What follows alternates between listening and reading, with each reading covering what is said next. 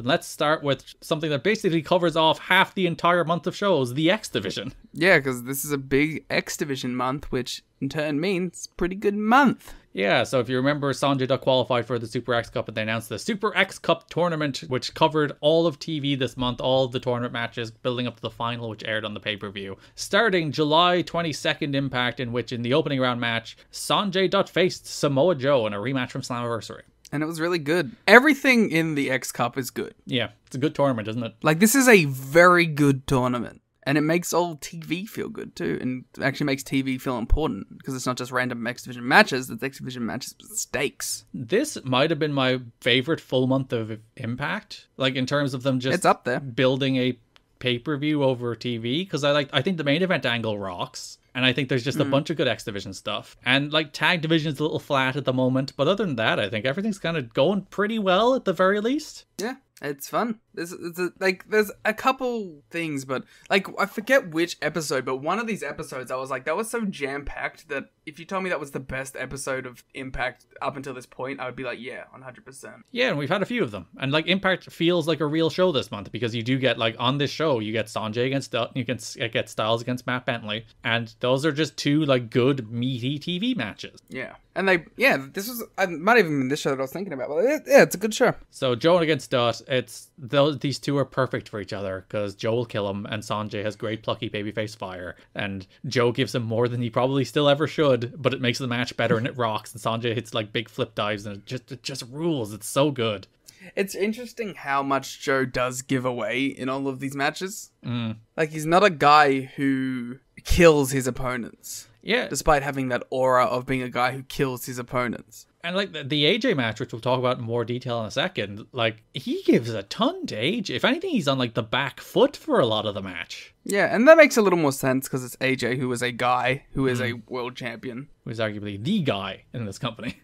Yeah, so it's like, that makes a little more sense that he's on the back foot. But like, against Sanjay, twice? I think like this. I think the Slam match is a better match just because it's like the presentation of Joe. But this match also just rules. It's just a really great TV match. Rocks. And Christopher Daniels is on commentary for all of these tournament matches, and he's still a delight. I really enjoy him. The Christopher Daniels Invitational. Yeah, the CDI, which upsets Mike Tenay so much. My favorite part of this is like Daniels is like, I am operating at 120% capacity because I beat 5 men in the last 4 pay-per-views, which for a moment just breaks Mike Tenay's brain until he remembers he wrestled 2 minutes on anniversary. He's like, wait a minute, 5 men, 120%? What? Oh yeah, you wrestled 2 guys at Slammiversary.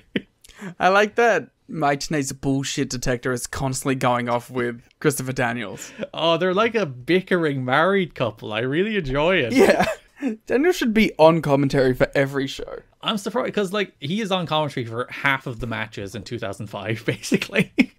And he's really good, he's really enjoyable, he's really quick-witted, he's really sharp, he puts over the wrestlers in the right way while also putting over himself. And it's the kind of thing where it's like, how has he not done commentary as like a thing? He's not retired yet obviously, but he's coming closer and closer to it. It's like, I think he'd be really good at the desk. Yeah, put him on Collision. Yeah, Collision should like is it a hot take to say Excalibur shouldn't call Collision?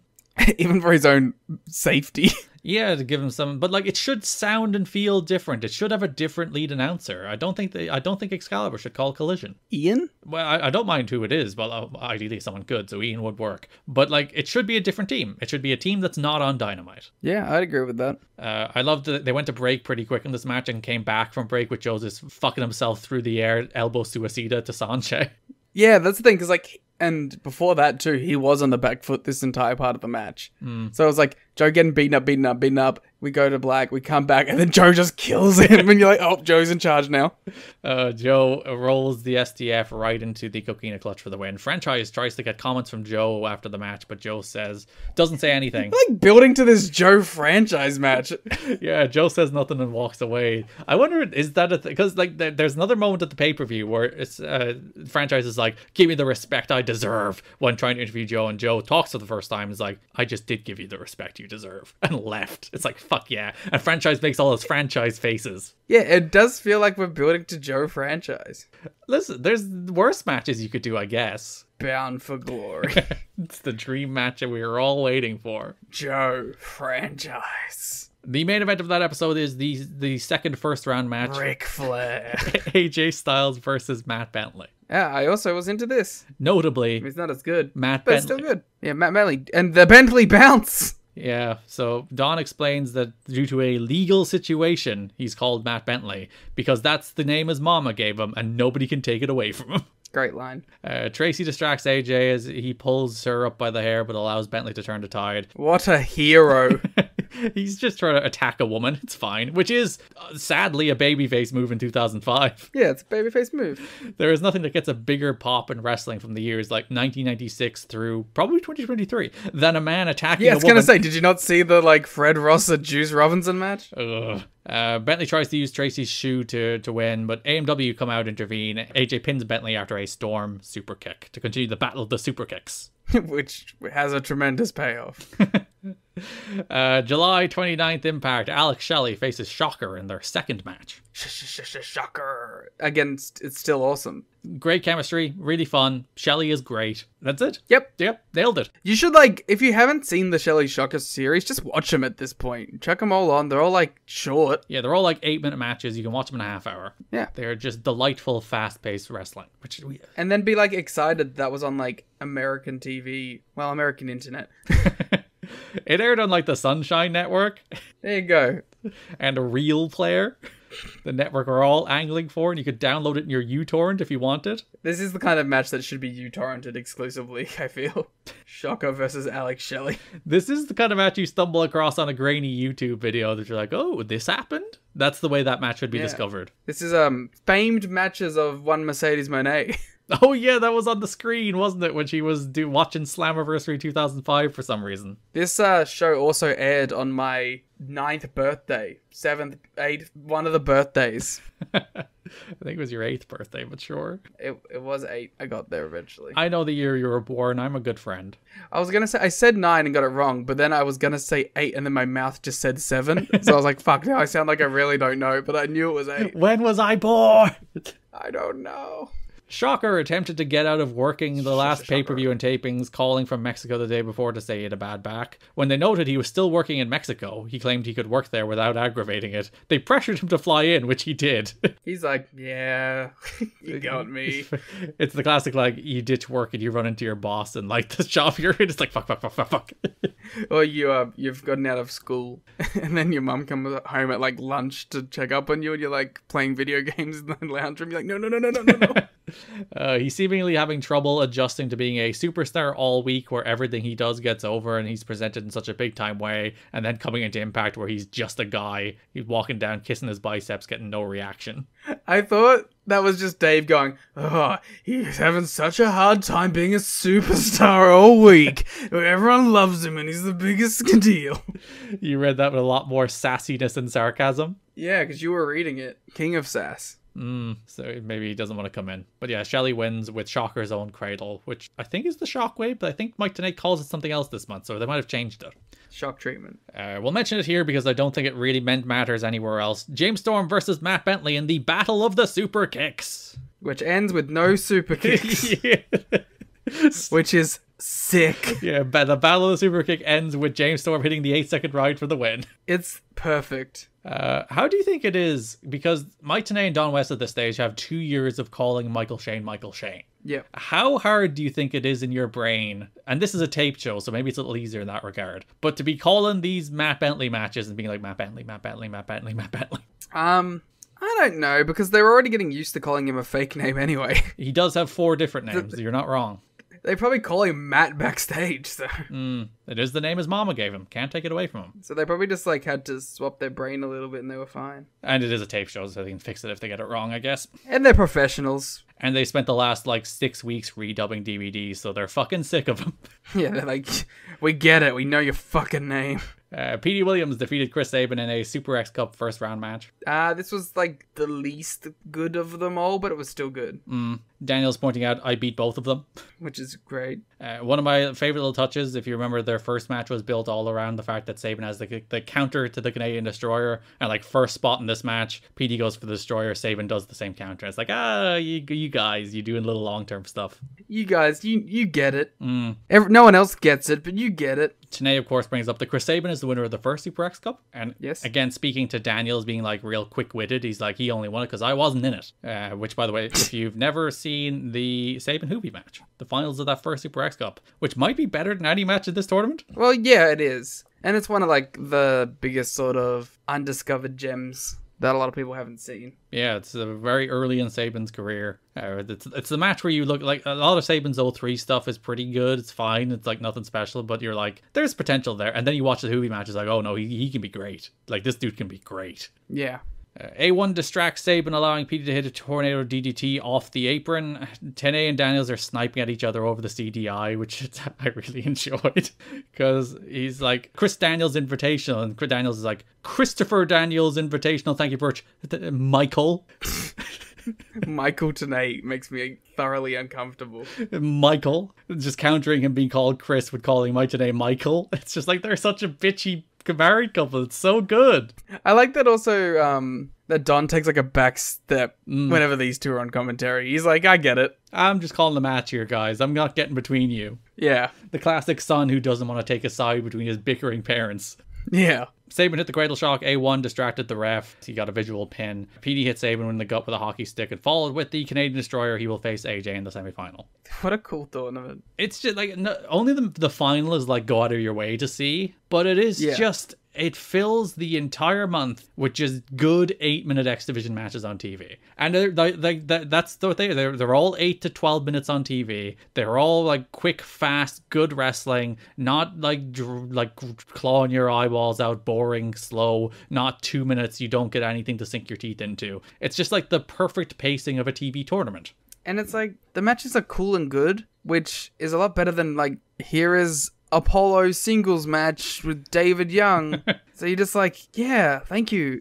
On the topic of cool and good, in the semi-final of the Super X Cup, the only career singles match between Alex Shelley and Samoa Joe. And it's great. It's a real good match. The only time these two have ever wrestled is this August 5th, 2005 Impact. Isn't that crazy? It is insane. You would expect to have heard, like, and even like outside of the obvious, like, oh yeah, you know, you'd expect some sort of Ring of Honor thing at some point. Mm-hmm. Like, they were both in TNA for long periods of time. You would have expected like a 2008 5-minute match between them at the very least, you know? Yeah. Just some random TV match. And they're in tags. They're opposite sides of tags a lot. But this is their only singles match. It's crazy. It is.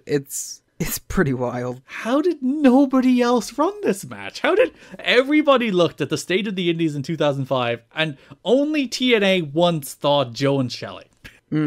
But like, you just can't imagine, like, through multiple companies, they never did it. No PWG match, no random indie, no like random shit. It's like, how did nobody else ever do this? Yeah. Yeah, they do like a wacky submission match and it's fun.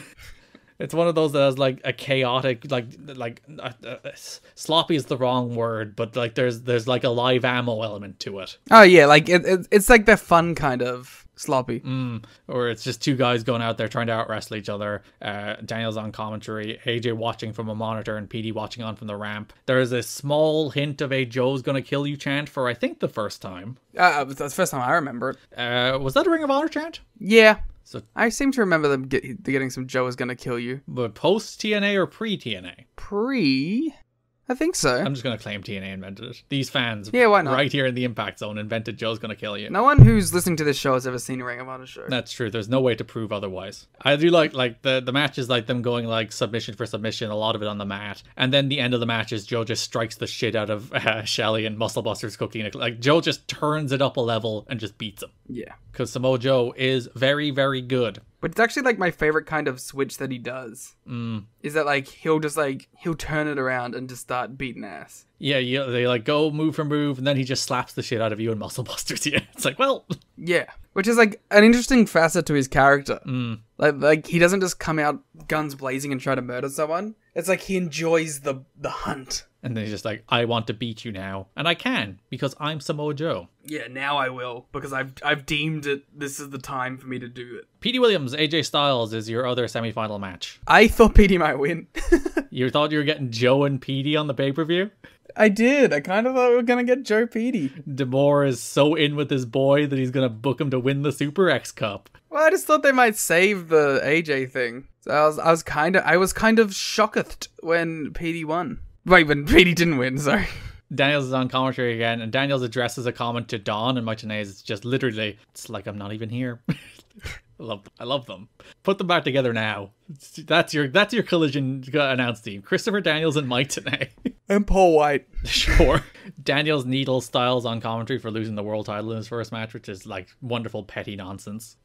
PD got a near fall on the crucifix bomb. AJ clumsily applied a La Magistral, which I think was meant to be the finish, but it was just clumsy. So PD reversed into a sharpshooter, then AJ grabbed a small package for the actual finish.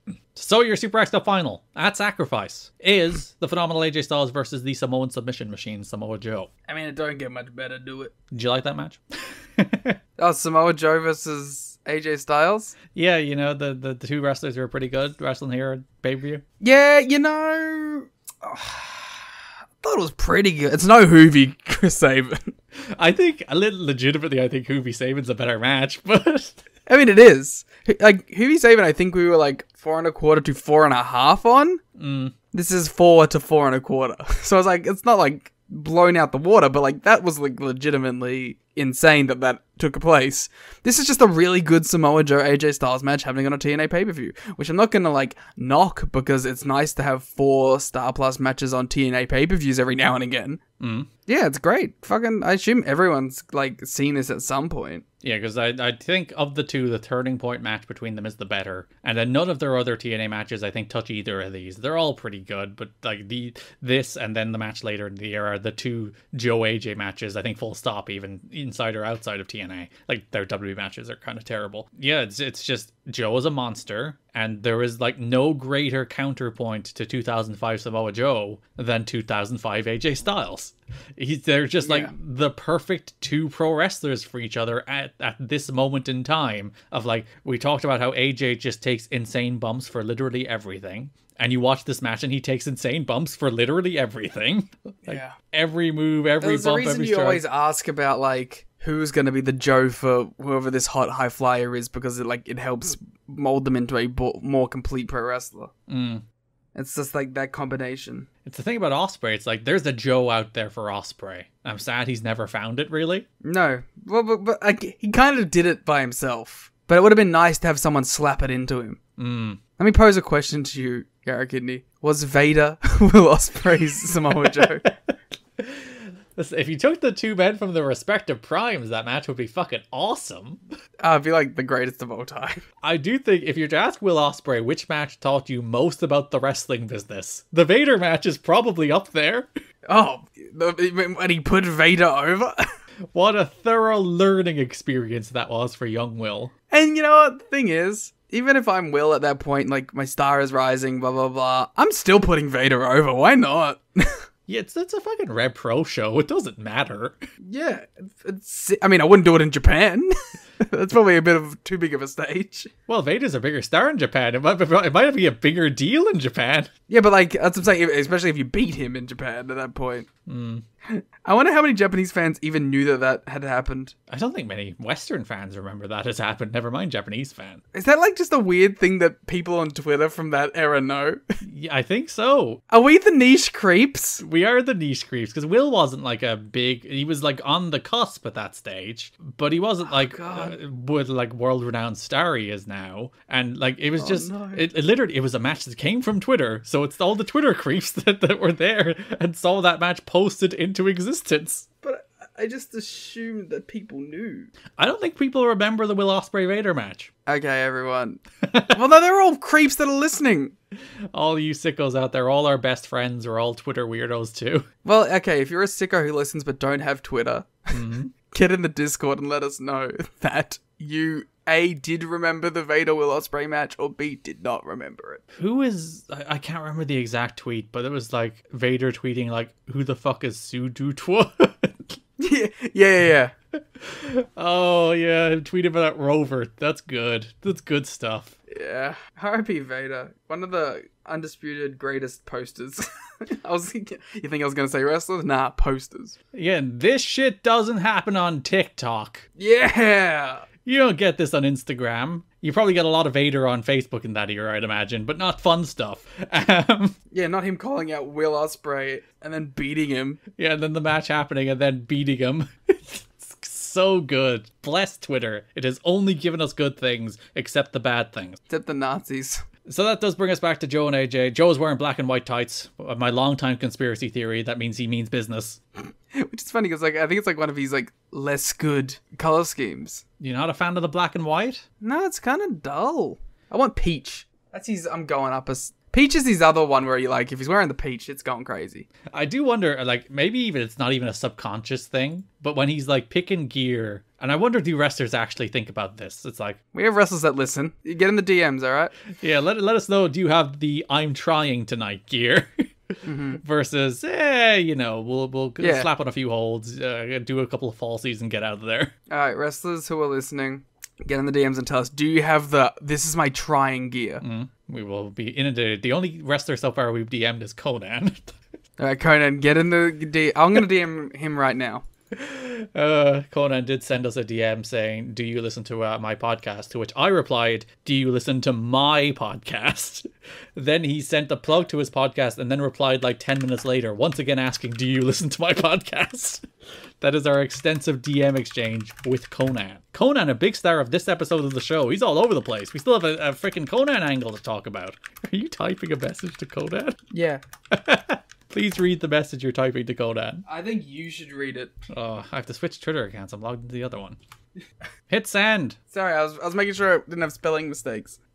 Hey, K-Dog. Do you have gear that you wear specifically when you want to go out and kill it? Thanks. Thanks spelled THX. I tried to pronounce it that way. I tried to get through that in intonation. So we'll see, does Conan get back to us before the end of the show? If not, we'll update you later. If Conan wants to jump in the Skype call. That actually worked once. JB did reply to us about why Hiroyoshi Tenzan was at the World Wrestling All-Stars show. Yeah. So we'll keep that Twitter up, just in case. Joe hits Styles with an elbow suicida that sends Styles all the way into the desk. It rocks. Joe kills AJ with a boot in the ropes that sends AJ out to the floor, and AJ just crushes to the floor. It's so good. Joe whips AJ into the rail. AJ jumps over the rail, comes back with a forearm off the rail. Joe fucking murders AJ with a power bomb. He absolutely kills him. He literally bounces this dude off the mat. God, good stuff. Like, I watched that and I yelped. Because, like, I watch these shows, not quite twice, because we watch them for the watch along, tnachat.com, patreon.com/gettingme. But then I do, like, a skim back through them to do notes for, the actual show, which is what I'm reading to you right now. And, like, I saw that powerbomb, I clipped it for Twitter, and then I watched it, like, 6 times. It's just like, dear Lord, look at the man bounce. He bounces AJ Styles off of that mat. He kills him. Yeah, there's like a tangible boing. Ugh. He just kills him. AJ jumps a leg sweep, follows with a Pele, which is a cool move. Joe does the Terry Funk tumbleweed. Joe kills AJ with a lariat for a near fall that the crowd completely buy. My favorite thing, AJ fires up with strikes, but then Joe just fires back with slaps. So he's just like, fuck you and your strikes. Here are my better strikes. Before AJ resorts to a kick. Ref bump on a torture rack bomb. Daniels, who was on commentary for the match, jumps in, hits Styles with an STO. He feigns to hit Joe with the belt, but Joe turns around in time to see him. Daniels is like, no. Styles tries to clothesline Daniels out of the ring. Unfortunately, he does the thing where he tries to take like the back reverse clothesline out, and he doesn't get over the ropes and has to fall under the ropes. It happens to the best of us. And then Joe slaps the Muscle Buster, Coquina Clutch combo. He beats AJ. He's the winner of the second Super X Cup, joining Chris Sabin. Nice. I did appreciate the finish as well, where they locked in the Coquina Clutch and AJ did, like, there was a good, like, desperation reach for a rope sequence that almost made you feel like he was going to get there, and then he didn't, and he just lost. He tapped out. Yeah, I love that sort of element to submission finishes. There's like 2 really great submission finishes that I love, and one's like desperation, the other one's like, not the immediate tap, but the like, I can't do anything. Like, I'm not reaching for anything, I'm just sort of like, and then taps. Yeah, it's not the heel, I'm surviving tap. It's the I'm trapped and there is nowhere to go and it's over.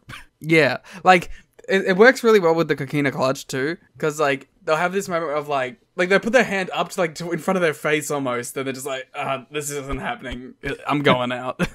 Joe celebrates with his trophy. He is now #1 contender, a very large trophy. I have a question, Garrett. Go. I obviously did not watch the Night of Champions. Neither did I, but... Shit. I was gonna say I heard cinema happened, and I was gonna ask you to recount what cinema happened. I did see the 42-second Twitter video. I can recount that to you. Please, thank you. So the Uso who's on the side of Roman, I don't watch Raw enough to know which is which. I think it's Jay. Is it Jimmy? Is it nobody's bitch, or is it the right-hand man? I think it's nobody's bitch. It's the one who hasn't been, like, dissenting. Yeah, because, like, Jay was the one that everyone thought was gonna, like, be the guy. Yeah, he was, like, Sammy's pal, and he's, like, all conflicted. Yeah, and Jimmy was the one that was like, Stay in line. I'm with Roman the whole time. Yeah, so Guy. today they did the big angle where Jimmy was the one who turned on Roman. But Jay's the one who's, like, actually good. But, like, the thing was, like, Reigns was bullying Jay, and he was getting into him, and he was berating him, and then Jimmy snapped and super kicked Reigns twice. Okay, good. Well, so, like, both the Usos are now hate Roman? In theory, until they probably do some shit where Jay actually stays with Roman and Jimmy goes on his own now, and we do another 6 months of this shit. I hope each Uso wins a world title. No, I hope Reigns beats them both in back-to-back months where people think they're both They should do a handicap match for both belts and Raymond beats them both. Raymond. That's what I just called him. Roman and Reigns together. Raymond. Raymond. Everybody loves Raymond. Everybody loves Raymond. My favorite 90s platformer is Raymond. Oh, shit.